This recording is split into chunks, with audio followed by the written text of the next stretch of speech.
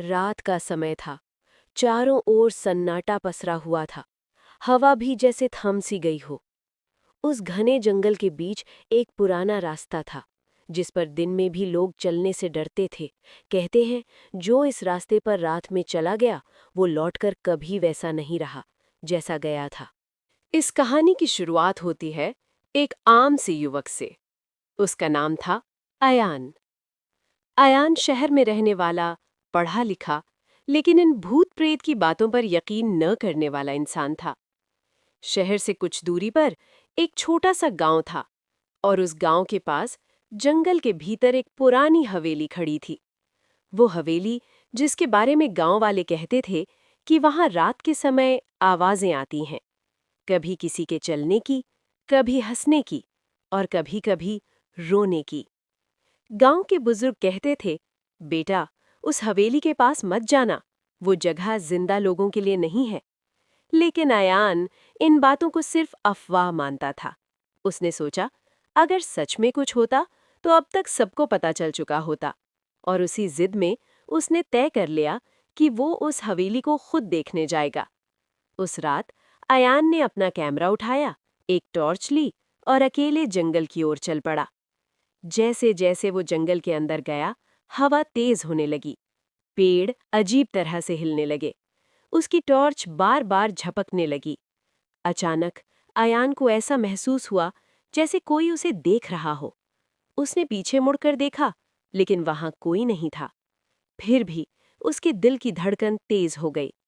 कुछ दूर चलने के बाद उसके सामने वो हवेली आ गई, पुरानी, टूटी फूटी और डरावनी।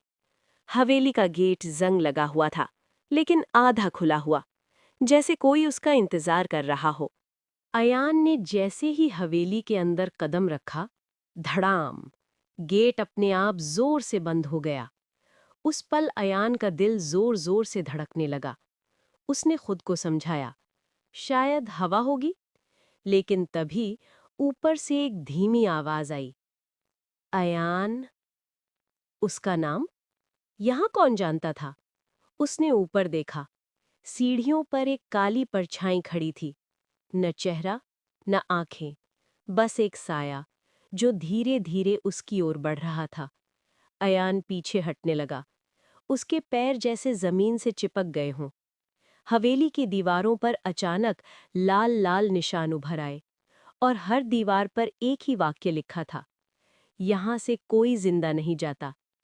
तभी अयान के कान के बिल्कुल पास एक भारी आवाज गूंजी, तुम आ गए हो। उसने डरते डरते पीछे मुड़कर देखा। उसके सामने एक औरत खड़ी थी, लंबे बिखरे बाल, सफेद सी त्वचा, आंखें या तो थी ही नहीं या पूरी तरह सफेद। उसके पैर उल्टे थे। वो औरत धीमी आवाज में बोली, हम सब यहाँ कैद हैं, अब तुम भी।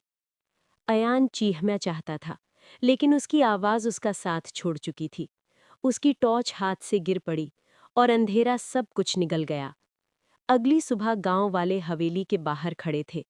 गेट खुला था, लेकिन अंदर अयान नहीं था। सिर्फ उसका कैमरा जमीन पर पड़ा था। कैमरा चालू था। आखिरी रिकॉर्डिंग में एक ही आवाज थी, अब ये हवेली तुम्हारी है। आज भी अगर कोई उस जंगल के पास से रात में गुजरता है और कोई उसका नाम लेकर उसे पुकारता है, तो वो पीछे मुड़कर